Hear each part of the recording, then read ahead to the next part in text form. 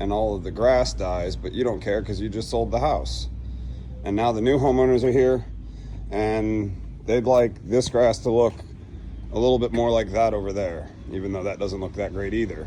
To do that, we're going to replace that mechanical timer with a smart controller, and then we're going to install 2 electronic valves. There are 3 pipes here. One of these 3 pipes did go to the backyard. The other one watered the front yard and probably some of this section right here. So we're gonna dig up a sprinkler head somewhere out in this area once we find one, and then we're gonna back flush it and go over to these pipes over here and see which one of the pipes the water comes out of. Whichever one of those 2 additional pipes that are not connected to the irrigation system the water comes out of will be my second zone. That 3rd pipe will stay eliminated because the backyard is not. All right, now we've got it excavated. So in order for me to figure out how that sprinkler head and the rest of them in here are getting water, I already know that the pipe that the AVB is connected to is sending water out to that area. All I'm going to do is cut that pipe and take off one of those caps, move it over to the other pipe, and very quickly turn it on and see if it pops this area up. If it does, then I know I can stop there and the other pipe is not necessary. If not, I'll do it to the other pipe just to make sure that this area pops up.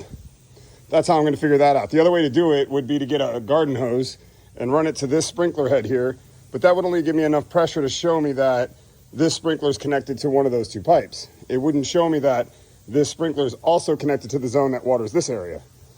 When I put that big 1-inch pipe on it and turn it on, I'll know. The only problem here is I can't run it for too long because they do have turf in the backyard, artificial turf. I love it when I get things right on the first try. Well, there's those sprinklers that we were missing before. And there's a couple back there that we'll have to cap if they want to keep this, you know, all hardscape like this. If we want to keep this like this, we're going to have to make some changes too. But at least we know that that pipe is connected to that area. So we're going to go ahead and eliminate the last one that is capped back there because it goes to the backyard and we don't need that. All right, let's install some real valves down there. And that's what they look like now, with the valves in the ground, the cap on the additional zone for the backyard area that we're not going to be watering.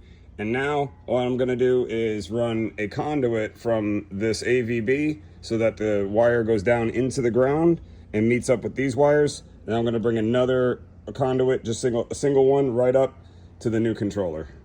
Maybe I'll change my mind between now and the time I film that. You know, it just barely beat the sun on this one, but we got them installed. There's the 2 valves beautifully installed in the box. And here's our controller, ready to go, coils and all. Alrighty, now on to the next one.